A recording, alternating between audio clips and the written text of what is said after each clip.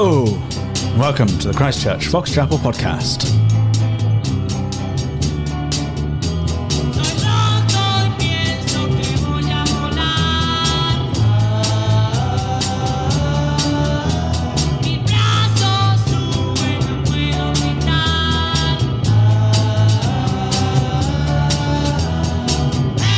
It's the fastest growing, conservative, evangelical, charismatic, courageous podcast in the entire Fox Chapel area.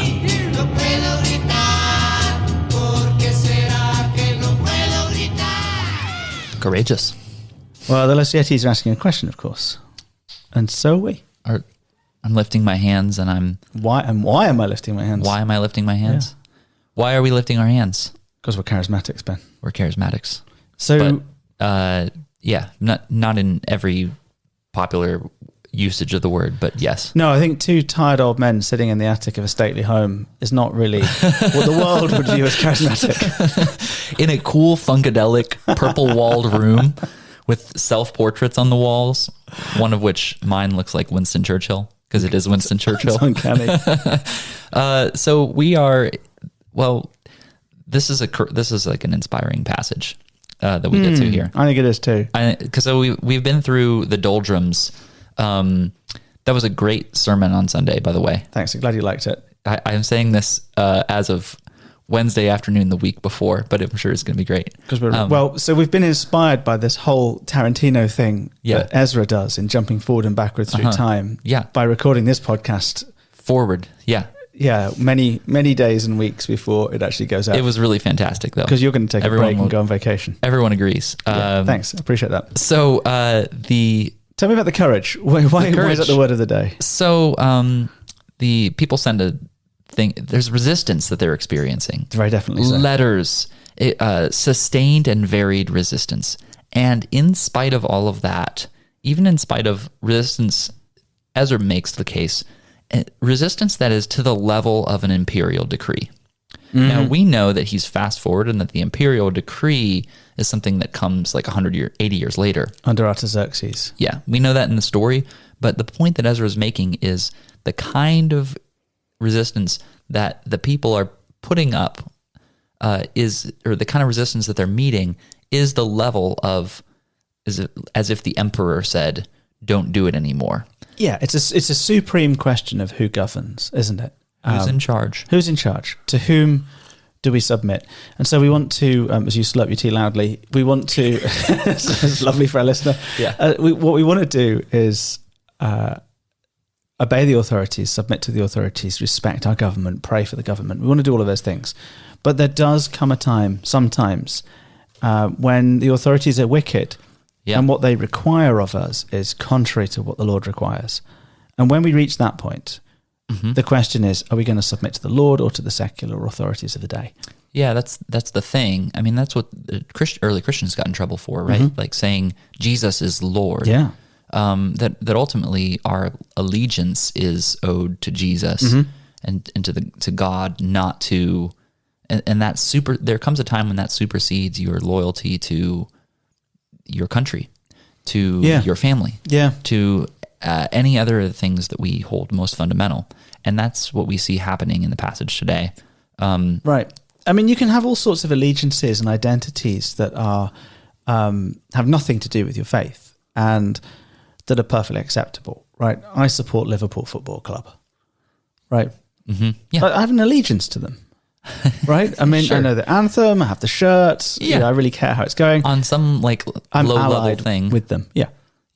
And as a God-created person, you delight in sport, and your allegiance happens to be with Liverpool, so because you delight in that region. Like, that's not separate from your allegiance to God. It's a subset within it. But so I'm saying everything is under God, but we do have allegiances to God or to things that are, I don't know.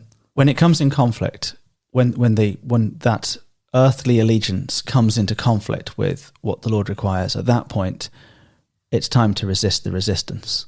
Yeah, I think, and that's what we have right here in Ezra chapter 5, and it is exciting because after what has felt like quite a long run through the machinations of Satan and his minions and secular authorities and lots of he said, she said, and political schemes and violence and things. Machinations. Yes, that could have been a word for the day.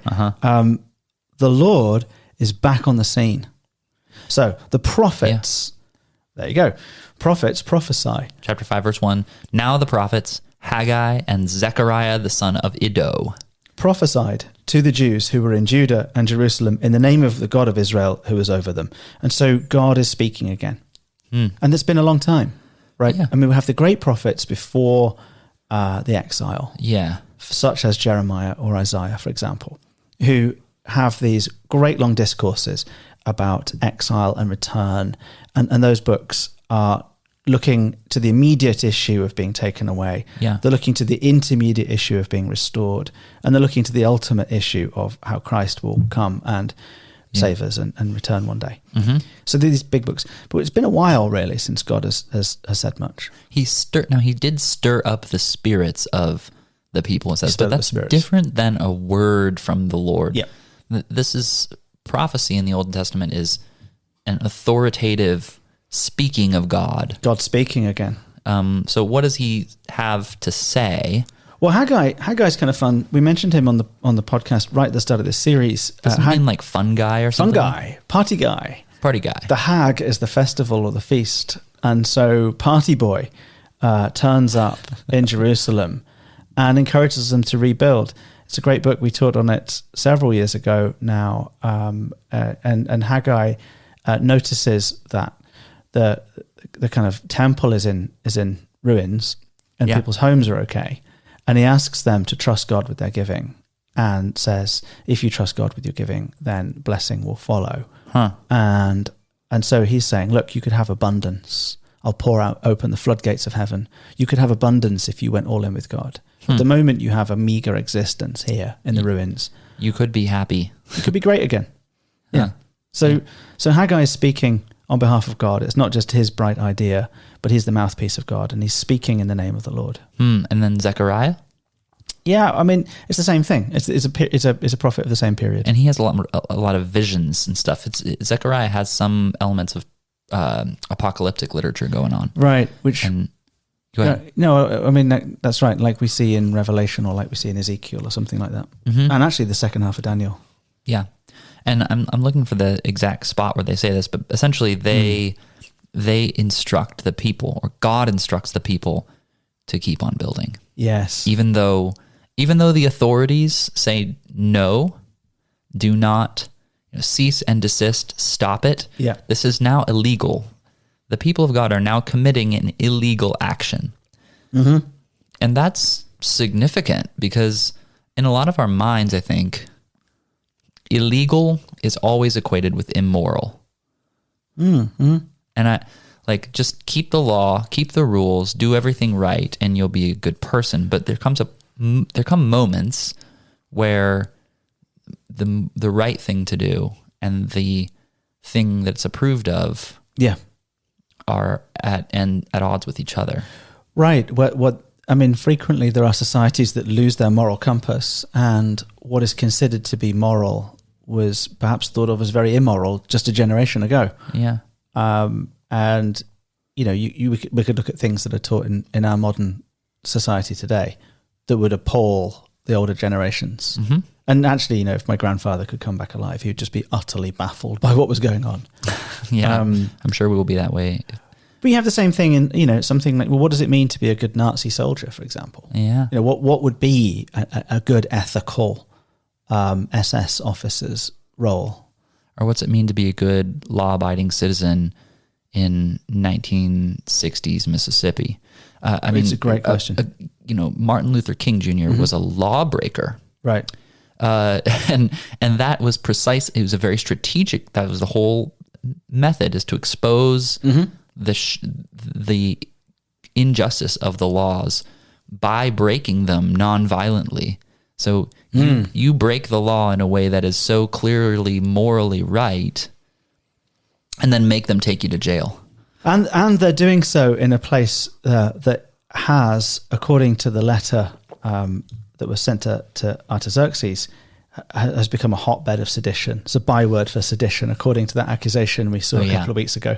So it's a wicked city. It's a wicked city. So here we go again. Are they just doing wicked city things? Let's find out. Yeah. It is God that tells them to crack on. Then Zerubbabel, the son of Shealtiel, and Jeshua, the son of Jozadak, which is telling us that in the timeline we're kind of back to chapters 1, 2, 3, back to the present day. Yeah. We're back in around between 530 and 515 BC, somewhere. Yeah, I think that's right. Because we know the temple was completed around 515, right? Ish. 520, I don't know. I don't know if that's when it started. No one's really going to care. Okay, it's somewhere in there. Right. I'm sure that we're going to get an email now, but about exactly when. About why they are going to care. Yeah. The date is important about when at least Reconstruction began. Because it's 70 years. Reconstruction began exactly 70 years after it was destroyed. So I think the Reconstruction date matters. I don't know if the completion date matters for any reason. 516 then. Right. Anyways, sorry, I'm distracting us. So they arose. Zerubbabel and Jeshua arose. I didn't see that. Yeah. I love that. They stood up and began to rebuild the house of God that is in Jerusalem. And the prophets of God were with them, supporting them. It's nice, isn't it? When you're doing something right in God's eyes and wrong in the eyes of the world, to know that you have support is so significant. And, one of the roles of pastors is to support people in their work and in their life. Yeah. Like, we don't want people just to come to church on a Sunday and do a holy thing for an hour and go home.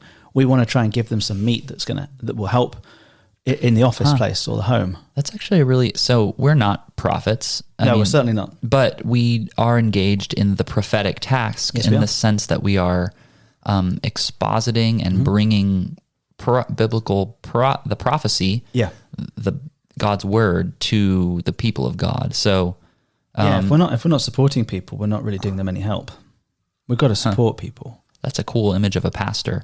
Like that Haggai and Zechariah are there supporting the leaders as they take this dangerous, difficult course. Yeah. They're there. They were with them. It's so much easier when you've got good mates and when you've got good leaders. Here's to you. Well, and cheers. And I was thinking about the vestry, right? So we took a problem to the vestry just for discernment, and there was really wise counsel around the room. A couple of people said, I think you're just being oversensitive about this thing. You don't even really need to worry about it. Thanks for bringing it up. A couple of people said, no, I understand why you're in two minds. And, what about this? Really helpful. And that's what they're for. And we do this constantly. We're always, we don't have meetings. We just have a running conversation. We both interrupt each other at our work multiple times a day. And mostly just flogging one or two jokes to death. Yeah.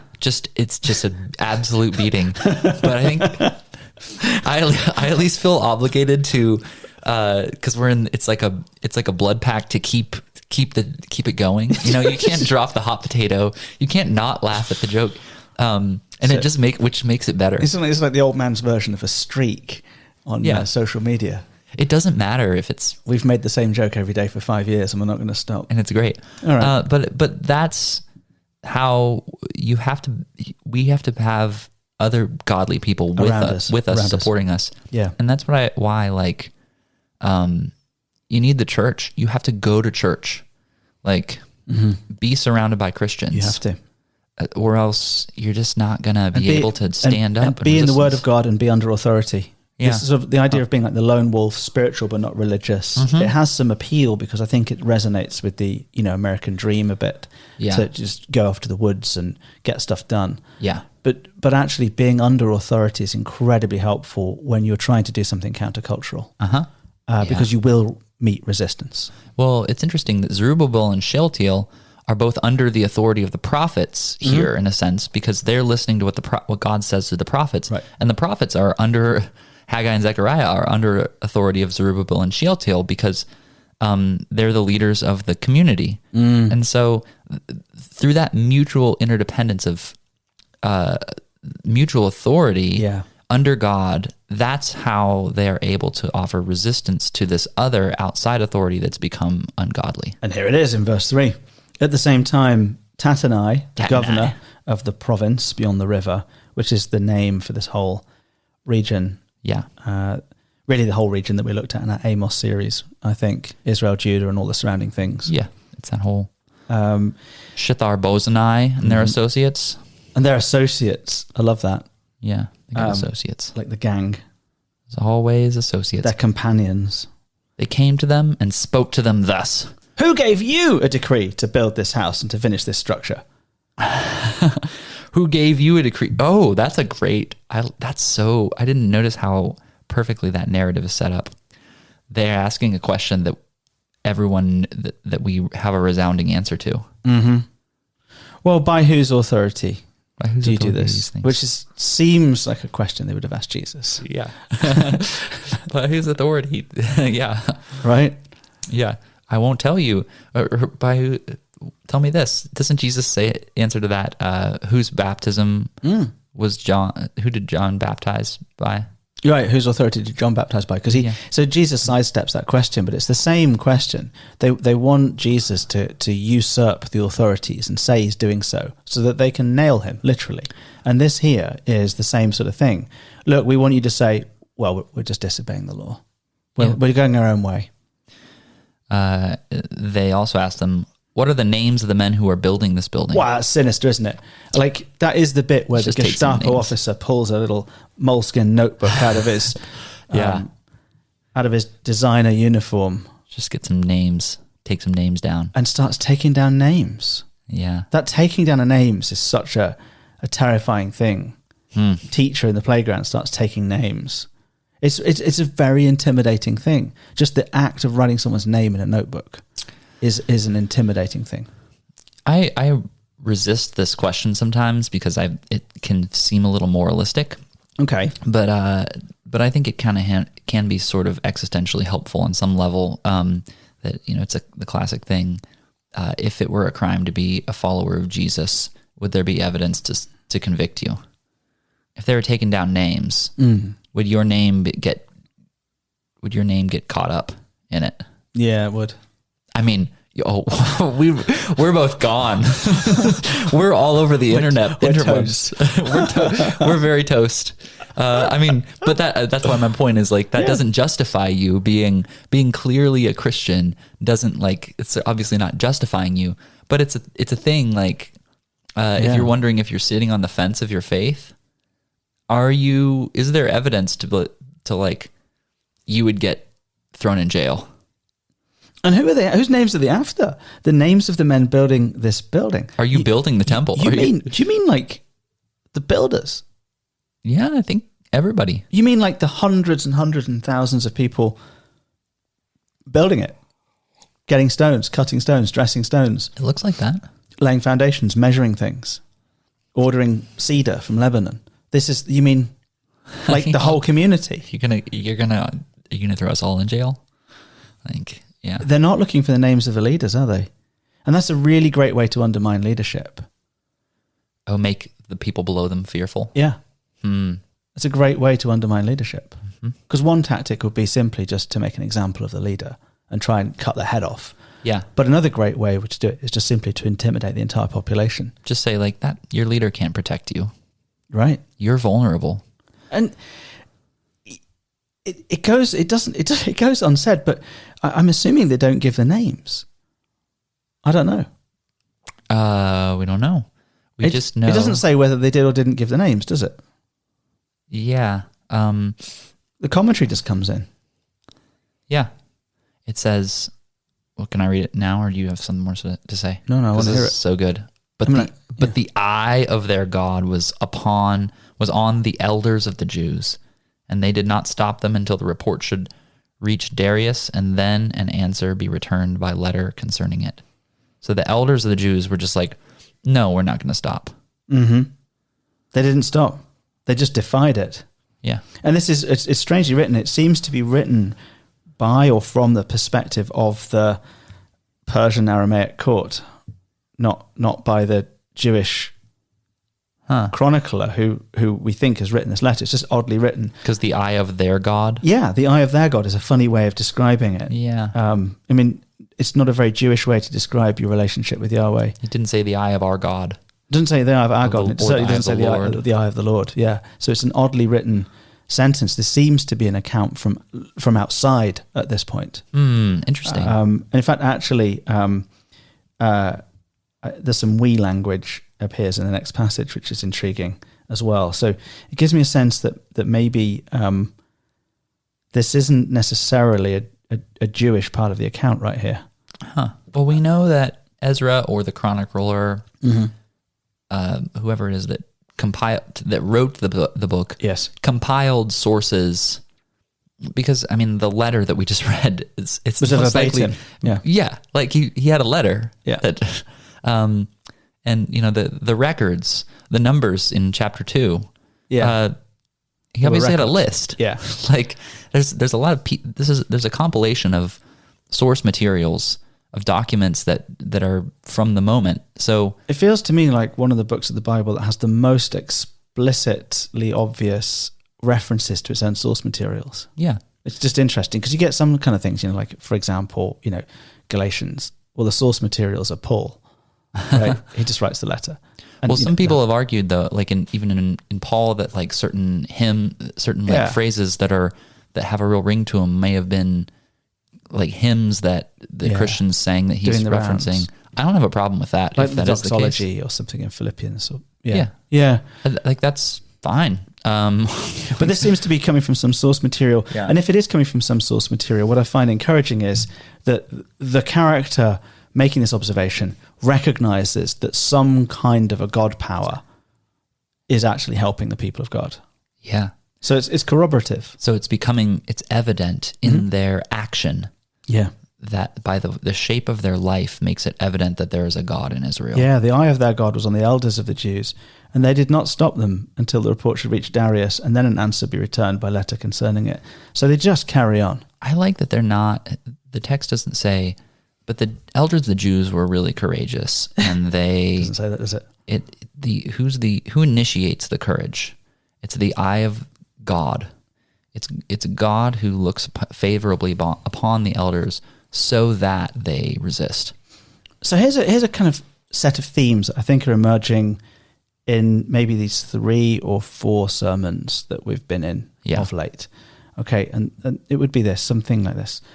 Crisis precedes renewal. Okay, or revival. So you seem to, you have a crisis. The crisis often is the genesis moment of revival, right? So we know this from all the great revivals, the Great Awakening, and the Azusa Street revival and Welsh revival and all of that kind of thing. Things being broken down, and when it's broken down to a certain point, then people are open. Yeah, and God.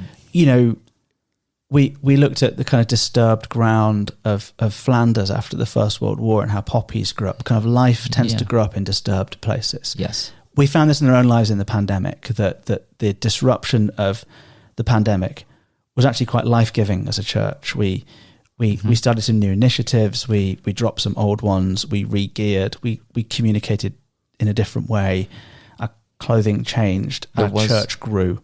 There was revival amid loss and death, yeah. There was revival, definitely there was revival. Just meeting outside and making it work.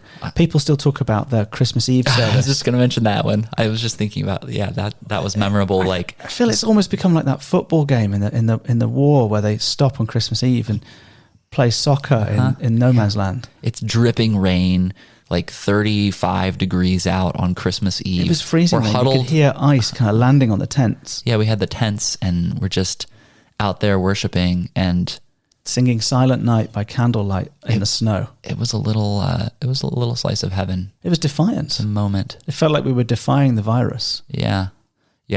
And so, there are moments where crisis precedes revival, and in terms of nationally, globally, the Great Awakening. In terms of our own selves as well, often it can be a personal crisis that leads to a conversion or the deepening of faith. Have you ever met someone who came to faith because they were just killing it in life? Everything was going so well that they were at the end of it, they were like, Not, I mean, not that God can't use the good times, but it seems like he rarely does. yeah, not really. In the same way. Not really. I've not really seen that. So crisis precedes revival. But then what we see is that, and this is maybe the theme you started to develop in your sermon in the parish hall during the meeting, would be that revival almost inevitably leads to resistance of some kind. Revival to resistance. The enemy wants to... Crisis to revival. Crisis to revival. Revival and to revival resistance. to resistance. Yeah. So resistance comes, right? Resistance is this kind of pushback in the unseen realm. The enemy wants to squash the revival. Yeah. And we've seen that right here in this letter, certainly. And actually some of the things we've referenced globally and historically, every major political regime seeks to squash the church in some way. Also, the life of every Christian I've ever known who experienced being born again. Yes. There's a high. And then whack. And then the bottom drops out and all hell breaks loose. Yeah, things go bad, or they grow really apathetic, or they get bogged down by some besetting sin. My friend Dave Griffith-Jones, who is ordained now, but I met him on summer camp. He became a Christian in his maybe at the age of 20 at college. Yeah. Came home from college, announced to his family that he was a Christian now, and they disowned him. They didn't want him in the house. Wow. They were so disgusted that he would become a Christian. They viewed him as such an immoral person that they didn't want any ties with him anymore because of what he believed. So definitely you have this idea that resistance follows revival. But now I wonder if we're starting to see another kind of node along this continuum, and that something about resistance reignites our faith. You might say. Oh my! Here I'm throwing up in my mouth a little bit. I couldn't think of a word that didn't begin with an R. That's the problem. Yeah. There's a as they stand and as they meet the resistance, as God makes them to stand, it galvanizes them. It does. It does. It's something changes, and that enables them to not stop, and that carries. Because they're hearing from God, and they're following God, and they're sitting under authority, and they're finding mutual interdependence in their leadership structures. Everybody now is putting their name in this book, and the eye is on the elders of the Jews. So all of their whole leadership is being watched over by God and protected by him. I think that they are actually growing more in this resistance phase than maybe earlier. I think that's usually the case. I mean, there's that old quote, the blood of the martyrs is the seedbed of the church. Yeah. And there's when there is resistance and we stand up, it does galvanize. It creates a moment. Should we say reignite? It does reignite. Yeah, sure. I'll do it just because even though something in me resists it, I will reignite that term. And when we, it does reignite something in us and enable us to, I think people see the difference between God's way and the world's way in very stark terms. Yeah, for sure. That's definitely going on right here. They have to put their names on the line. Yeah. And then there's something about going all in. There's something about when you go all in that it is a reviving moment. People do talk, don't they, about hardship that they've faced and how it was helpful for them or it clarified things. Go ahead. Do you remember a moment in your own life when you consciously went all in? Yeah, I mean, funnily enough, there are a couple, and they were ethical decisions in my early adulthood. Huh. So I came to faith at about my very early 20s. Came to faith. Yeah. Just sometime around law school, or just after, something like that, in a period of depression. And so I'm now healed from depression and working in various law firms and legal settings, and there were many moral conundrums that came up at that time. I had a client who asked. I I wrote his witness statement for a trial, and if you write a witness statement, like that's like 2 hours of work or something. This witness statement took 7 months to write. It was a massive case. Wow. So I was his like biographer for 7 months, and the trial was worth just untold amounts of money, hundreds and hundreds of millions of dollars. Yeah. Enormous. It was the biggest case the firm had. It was just massive. I was low on the totem, but doing this work, and I got the call. He wanted me to write his statement on a Sunday, and I said, "It's my Sabbath." I said, "I'm Fred, I can't." And he goes, "What is that, for a religious reason or something?" I said, "Yeah, it is. It's my Sabbath."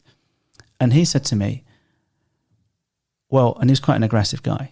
He said, "Well, I just did an alpha course, so you've got me thinking now." He kind of hung up the phone. But there was this moment of the bit where I stood up for what I believed, and it actually helped him. Yeah. Which is a bit like what we're seeing here with these elders kind of encouraging each other. So that was definitely a moment. But there were many others. I mean, my boss wanted me to do something corrupt to do with how we build clients. I had a boss who wanted, and I said no. And he was really unhappy about that. And, and I had a boss who wanted me to go with him to a strip club with some clients. And I said no. And so there were many ethical decisions about ripping people off and breaking Sabbath and sexual immorality and stuff in that early phase.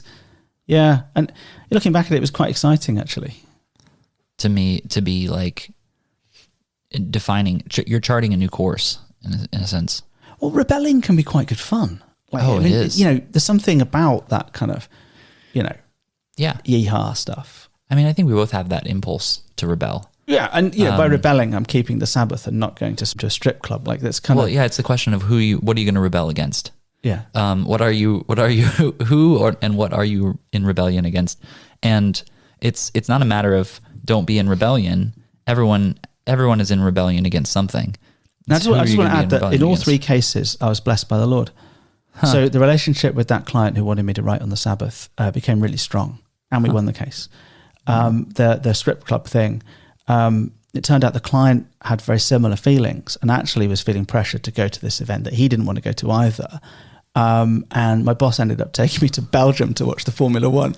So scored. So that was really good. You got a spa day? Yeah. I get it. Spa. Because spa's where the Formula One track is. Good knowledge of the racing circuit in Belgium. I know my You did set in the Ardennes forest in Francorchamps. Yeah.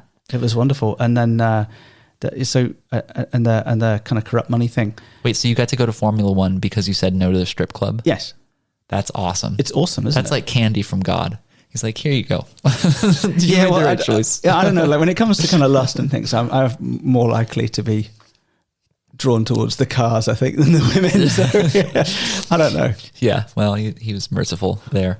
But to answer your question, there were definite moments really early in my faith where I was called to resist some kind of authority, and it paid off.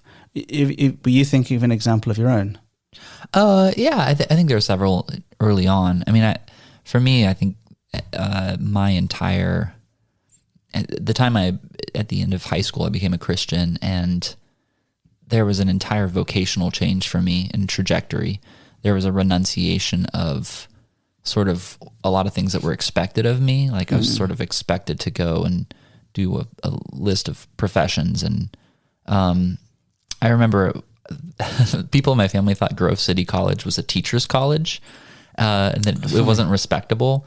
And I was at Hunt Camp, that the men in my family went to every year. And the one night we're sitting around after dinner, and all of the men in my life, with the exception of my dad, all sat around and told me I was making a huge mistake with my life by going to this college. And they all said, like, I don't know what this place is. Like, what I think you're making a really bad call here. So that was like... Wow, that's a lot of pressure. How old are you? 18? I was like 17. That's a lot of pressure. Yeah, I mean, It's a these huge guys. amount. You've got the guy who owns his own business. My grandpa, who's like John Wayne, he's the man. But like, a lot of executives and stuff, and so for me, like, I just knew that there was something there was some call on my life that I had to go this way. And to my dad's credit, he stood by me in that. He was like, he came to my defense.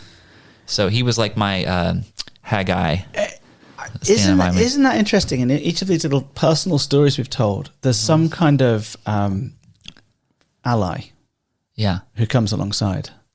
There's the Lord, and there's some kind of human ally that comes alongside. I was just telling a student last week I was just talking about conversion, because I think sometimes kids come to youth group and they feel pressured to like, I don't feel like I believe in God right now.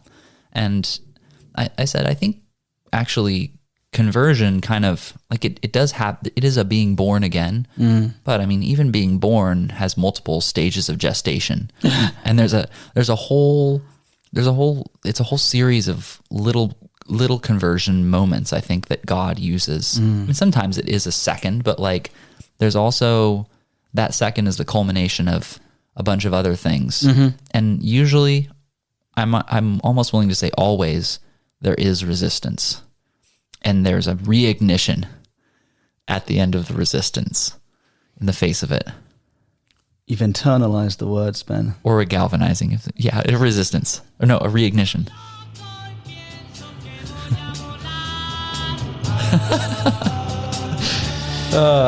Well, this has been a podcast of Christ Church, Fox Chapel. I'm so glad that you would listen. Thanks for being reignited. Stay reignited. Thanks for stopping by. Stay classy.